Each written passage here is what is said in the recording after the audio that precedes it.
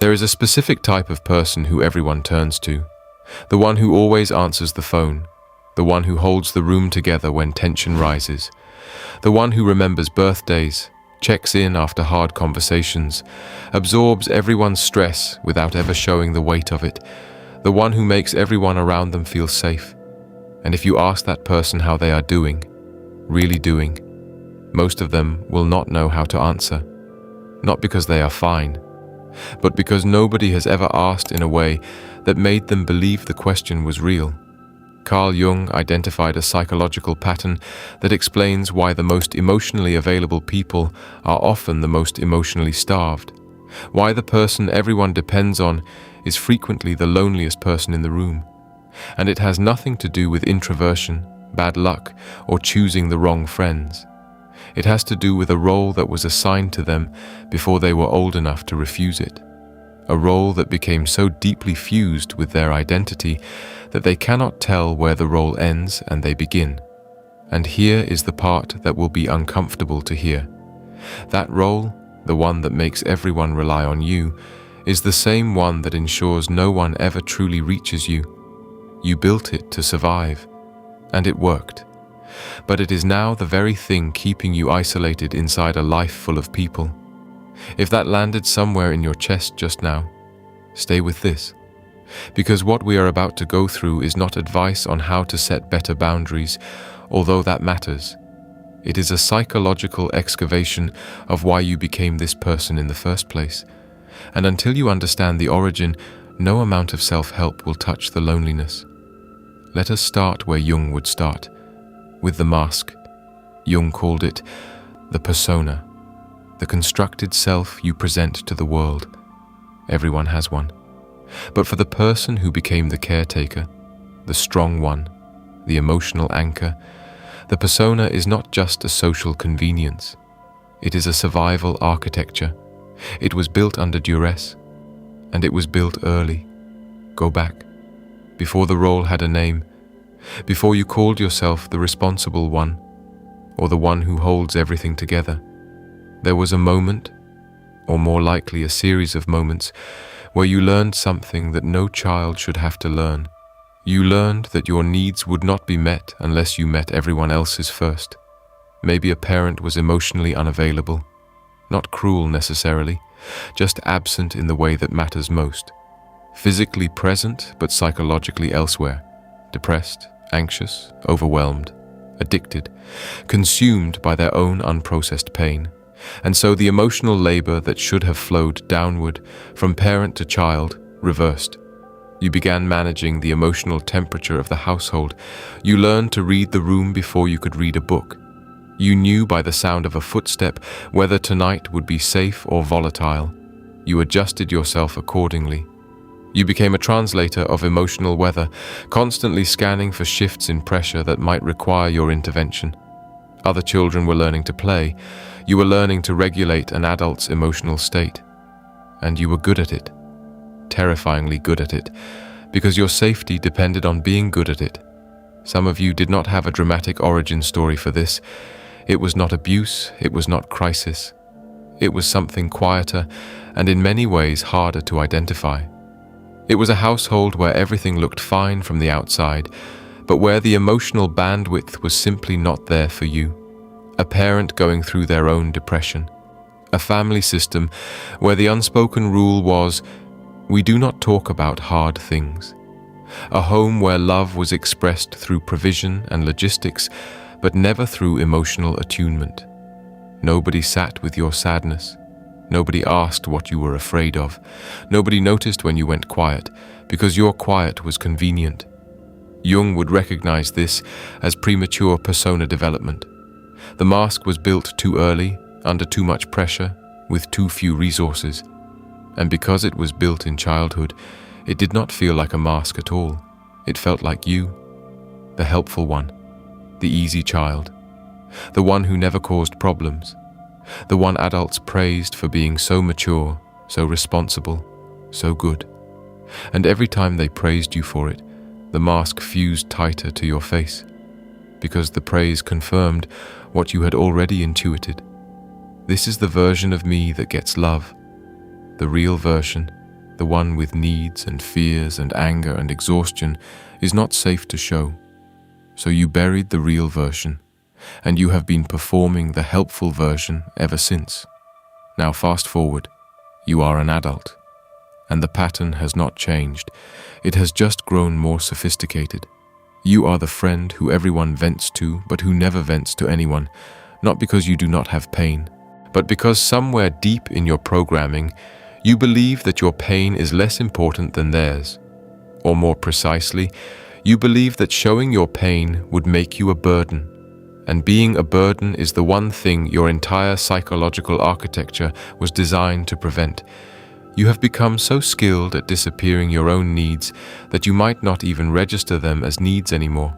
You call them preferences, or you say it is not a big deal, or you wait so long to address something that by the time you finally speak up, it comes out as an explosion that confirms your worst fear. See, this is why I do not share. It just makes things worse. But it did not make things worse because you shared. It made things worse because you waited until the pressure was unbearable and the only exit was a rupture. This is the caretaker's cycle. Suppress, perform, build resentment, erupt or withdraw, feel guilty, suppress harder. And every lap around the cycle deepens the conviction that your emotions are dangerous and the only safe version of you is the one that has no needs. Think about that for a moment. The person everyone depends on is terrified of being depended on, not of carrying weight, of being weight. Your deepest fear is not that people will leave you. It is that if you ever showed them the full truth of what you carry, they would realize that you are not the strong one. And then the only thing that makes you valuable, your usefulness, disappears. And without usefulness, you believe there is no reason for anyone to stay. Jung would call this a shadow belief. It operates beneath conscious awareness, driving behavior you cannot control through insight alone. You can know intellectually that your worth is not determined by what you provide. You can read every book about boundaries and people-pleasing and codependency. And you will still pick up the phone at midnight. You will still cancel your own plans to help someone with theirs. You will still say, "I am fine," when you are drowning. Because the belief is not in your head. It is in your body.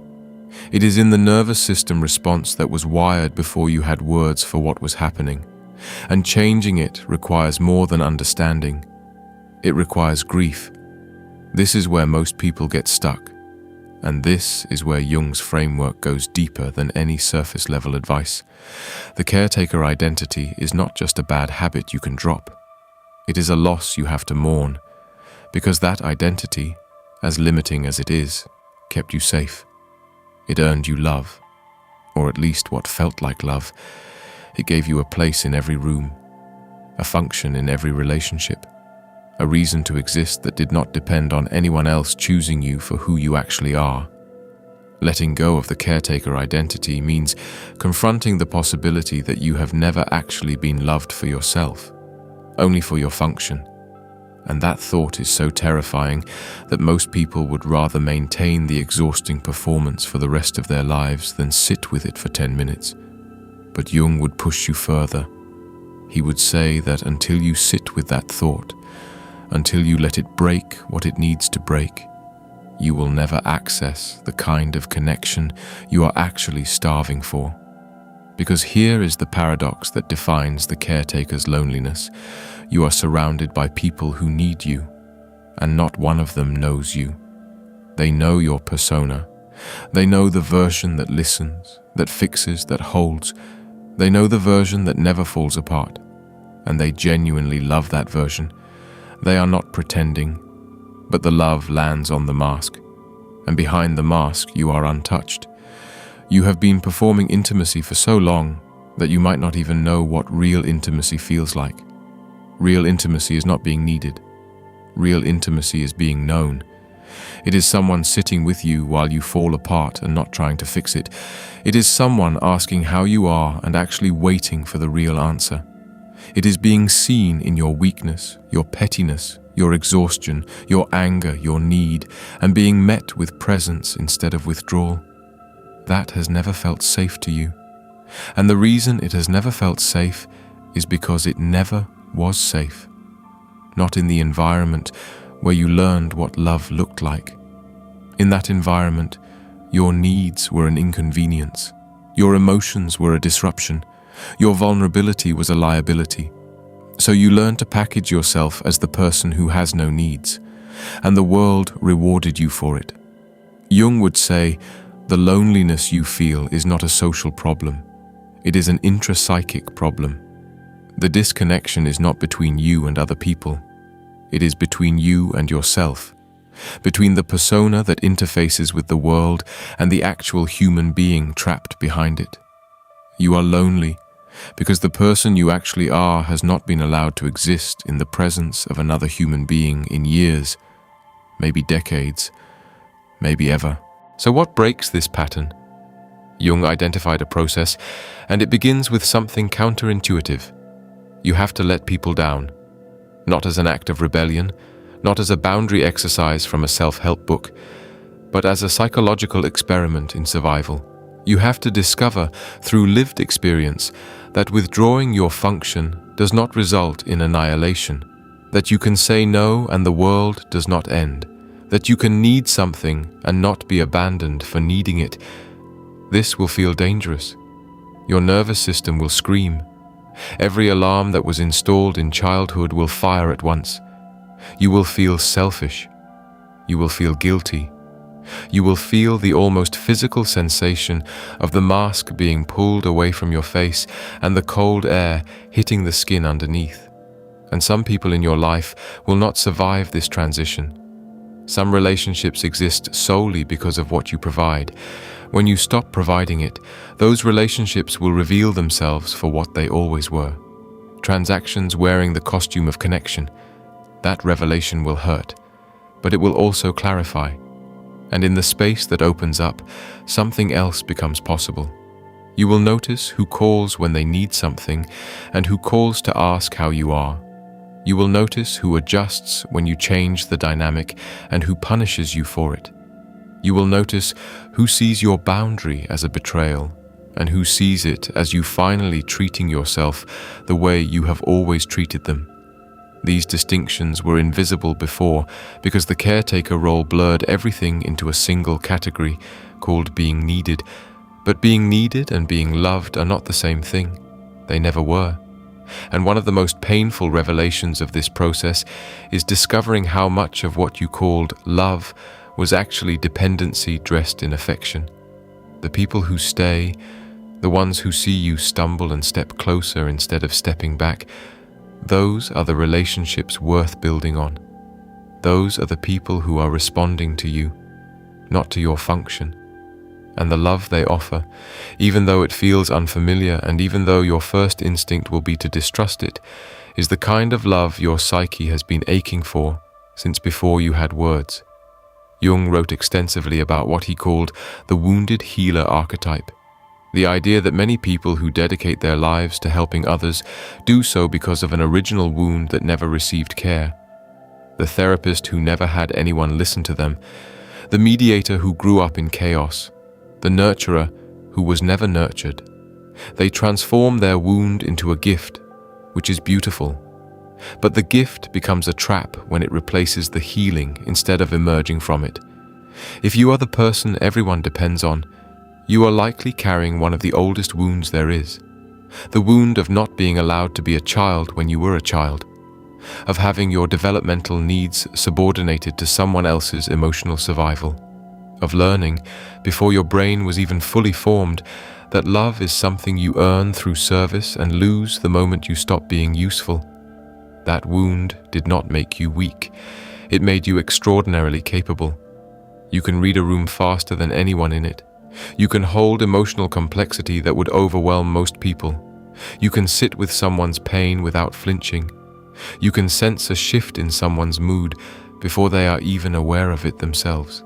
These are genuine gifts, real capacities that most people never develop. But they are gifts that were forged in deprivation, and the deprivation has never been addressed. You took the pain of not being cared for and alchemized it into a superpower of caring for others. And the world applauded. Your friends call you the glue. Your family calls you the rock. Your co-workers call you the one who keeps everything together. And every single one of those labels, no matter how lovingly they are meant, is another brick in the wall between you and the help you refuse to ask for. Because how can the rock crumble? How can the glue come undone? How can the strong one admit that they have been running on empty for longer than they can remember? Jung would not tell you to stop being the strong one. He would tell you to expand beyond it, to discover that you can be both the one who holds and the one who needs holding, both the one who listens and the one who speaks, both the one who gives and the one who receives. He would tell you that wholeness, which is what individuation aims for, is not about choosing one side of yourself over another. It is about having access to all of it. You are allowed to be tired. You are allowed to need something and not earn it first. You are allowed to take up space that you did not pay for with usefulness. You are allowed to be loved not for what you carry, but for who you are when you set everything down. The loneliness you feel is not proof that people are incapable of knowing you. It is proof that you have not yet let them, not because you are stubborn, but because letting them was once genuinely dangerous, and your body remembers even when your mind has moved on. But you are not a child anymore. The conditions have changed. The people in your life now are not the people who installed the program, and the only way to discover whether you can be loved without your armor is to take the armor off, one piece at a time, in the presence of someone safe, and to tolerate the terrifying vulnerability of being seen without a function to justify your presence. Start small. You do not have to dismantle a lifetime of self-protection in a single conversation. The next time someone asks how you are, pause before the automatic fine comes out. Notice the impulse to redirect. Notice how quickly your system moves to ask about them instead. And just once, say something true, even if it is small, even if your voice shakes, even if every cell in your body is telling you to take it back. That moment, the moment between honesty and their response, is the most vulnerable space you will ever occupy. And it is also the most important, because what happens in that space will begin to rewrite the program. If they stay, if they lean in, if they meet your honesty with presence instead of panic, your nervous system receives a piece of data it has never had before. Evidence that you can be seen and not abandoned, that you can need something and not be punished for needing it. One moment will not undo decades of conditioning, but it will crack the foundation. And once the foundation cracks, light gets in. Jung believed this was some of the bravest work a human being could do, not because it requires grand gestures, but because it requires the quiet, daily courage of letting yourself be ordinary, of letting someone else be the strong one for an hour, of asking for help and sitting in the excruciating silence before the answer comes. That silence is where the healing lives, and the person on the other side of it, the one who stays, is offering you something you have been telling yourself does not exist. Love that you did not have to earn. If this video described something you have never been able to explain to anyone, share it with the person in your life who is always there for everyone else, the one who never asks for anything, the one who you suspect is carrying far more than they show. Sometimes being seen by a video is the first step to being seen by a person. Subscribe to Psyche Core. We go deep here, into the psychology that actually changes how you live, not just what you know. Hit the notification bell because the next video is one you are going to need. And in the comments, I want to know, when was the last time someone asked how you were doing and you told the truth? Not the curated truth, not the version that protects everyone from your reality, the actual truth. If you cannot remember, that tells you everything. And naming it here, in this space, might be the first honest answer you have given in a very long time.